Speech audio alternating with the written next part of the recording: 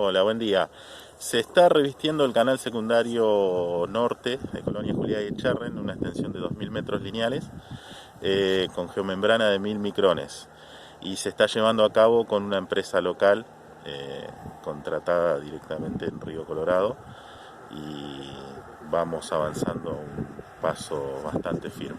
Sí, sí, realmente era necesario porque ya la membrana estaba degradada del tiempo de uso, ya había cumplido su ciclo y realmente tenía roturas del mantenimiento natural que se le hacen los canales y también de la gente que tal vez cuando se baña la rompe o se quema.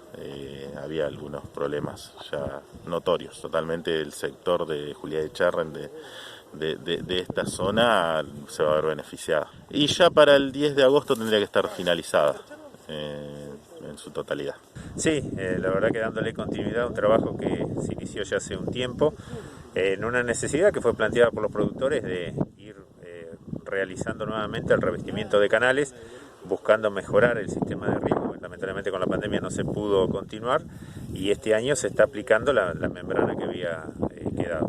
Una obra muy importante porque bueno, garantiza el buen funcionamiento del canal y también resguarda la obra que fue del asfalto, ¿no? Hoy estamos acá en un tramo que justamente hubo que reasfaltarlo porque las filtraciones hicieron que se deteriore el asfalto y bueno, ahora con esta nueva obra todo este tramo del canal va a quedar con membrana nueva. Mira, en este momento también se están llevando adelante obras en Colonia Rey, que fueron una demanda que surgió también de los productores, dos obras.